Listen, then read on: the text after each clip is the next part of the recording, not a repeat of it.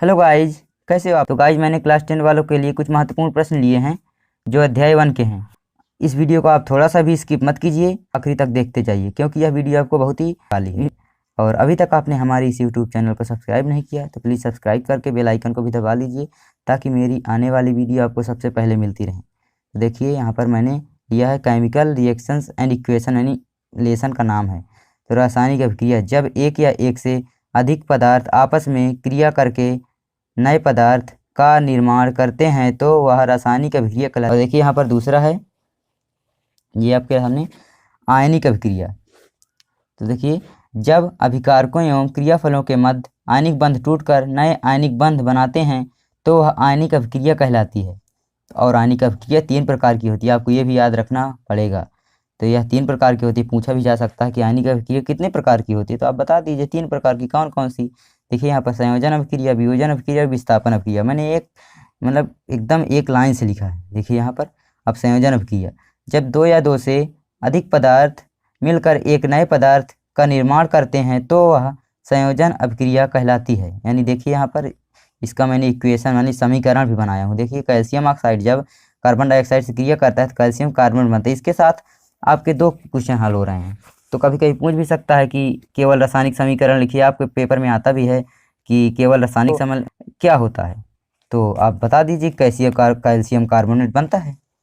और देखिए यहाँ पर वियोजन अभिक्रिया, वियोजन अभिक्रिया में एकल पदार्थ वियोजित होकर 2 या 2 से अधिक पदार्थ बनाते हैं। यानी ये पदार्थ जो एकल है ये वियोजित होकर 2 पदार्थ बना लेगा, नहीं इनको बना लेगा। ये देखिए चाहे इधर, ये देखिए यह संयोजन अभिक्रिया के विपरीत होती है। कैल्शियम कार्बोनेट जब अभिक्रिया करता है तो calcium oxide plus carbon dioxide बना ले। मैग्नीशियम कार्बोनेट जब क्रिया करता है तो मैग्नीशियम ऑक्साइड और कार्बन डाइऑक्साइड बन जाता है। तो आपके इसमें डबल क्वेश्चन हल हो रहे हैं। देखिए आप ऐसे भी कह सकते, जब कैल्शियम कार्बोनेट को गर्म किया जाता है तो क्या होता है, तो आप सीधे बता दीजिए कैल्शियम ऑक्साइड और कार्बन डाइऑक्साइड बनता है। जब मैग्नीशियम कार्बोनेट को गर्म किया जाता है तो क्या होता है, मैग्नीशियम ऑक्साइड और कार्बन डाइऑक्साइड गैस बनती है। आप हिंदी से याद कर लीजिए, आप समीकरण बना लेंगे। और अभी तक अगर आपको ये सूत्र बनाना नहीं आता तो मुझे कमेंट कर दीजिए, मैं सूत्र बनाने की भी वीडियो बना दूंगा। बहुत ही आसान तरीके से आपको एक वीडियो में ही मैं समझा दूंगा। यहाँ पर देखिए अब विस्थापन अभिक्रिया, वह अभिक्रिया जिसमें एक तत्व या पदार्थ, यानी तत्व भी हो सकता है या पदार्थ भी हो सकता है, वह अभिक्रिया जिसमें एक तत्व या पदार्थ किसी दूसरे तत्व या पदार्थ को उसके यौगिक में से हटाकर स्वयं उसका स्थान ले लेता है तो वह अभिक्रिया विस्थापन अभिक्रिया कहलाती है। यानी आप ध्यान से पढ़िए, देखिए मेरे साथ आप ध्यान से पढ़िए, आपको मेरे साथ ही याद करना होगा। वह अभिक्रिया जिसमें एक तत्व या पदार्थ किसी दूसरे तत्व या पदार्थ को उसके यौगिक में से हटाकर स्वयं उसका स्थान ले लेता है तो वह अभिक्रिया विस्थापन अभिक्रिया कहलाती है। यानी उसको हटा देता है, भगा देता है, अपने उसका स्थान ले लेता है, मतलब वो अधिक ताकतवर होता है। आप सक्रियता श्रेणी याद कर लीजिए, उसमें से आपको आ जाएगा। और आपको सक्रियता श्रेणी नहीं याद हो रही है तो मुझे कमेंट कीजिए, मैं आपको सक्रियता श्रेणी याद करने की ट्रिक भी बता दूंगा। और आपको आवर्त सारणी भी याद कर लेनी होगी। आवर्त सारणी याद करने की ट्रिक आप अगर नहीं याद कर पाते तो मुझे बताइए कमेंट बॉक्स में, मैं आपको आवर्त सारणी याद करने की ट्रिक भी बता दूंगा। और देखिए जब देखिए कैल्शियम और जिंक जब क्रिया की है तो कैल्शियम कार्बोनेट और जिंक बन गया, मतलब इसको विस्थापित कर दिया, तो यही विस्थापन अभिक्रिया हो गई। जिंक को कैल्शियम ने विस्थापित कर दिया, इसको भगा दिया और इसके स्थान ले लिया, तो ये इधर देखिए कैल्शियम कार्बोनेट और जिंक बन गया। और देखिए अगला है ऊष्माक्षेपी अभिक्रियाएं, यानी ऐसे अभिक्रियाएं जिसमें ऊष्मा उत्पन्न होती है, यानी ऊष्मा वो अभिक्रिया होती तो उसके साथ ऊष्मा भी होती है, मतलब गर्म हो जाता है। ऐसी अभिक्रियाएं जिसमें ऊष्मा उत्पन्न होती है ऊष्माक्षेपी अभिक्रियाएं कहलाती है। जैसे सोडियम जब जल के साथ अभिक्रिया करता है, सोडियम हाइड्रोक्साइड और हाइड्रोजन गैस और प्लस ऊष्मा भी बनता है। और देखिए जब मेथेन का दहन किया जाता है तो क्या बनता है, कार्बन डाइऑक्साइड, जल और 890 किलो जूल ऊष्मा बनती है। और अगला देखिए ऊष्मा शोषी अभिक्रियाएं, वे अभिक्रियाएं जिसमें ऊष्मा अवशोषित होती है, यानी ऊष्मा ली जाती है अभिक्रिया पूर्ण होने के लिए, ऊष्मा शोषी अभिक्रियाएं कहलाती हैं। तो देखिए इसके समीकरण भी हैं।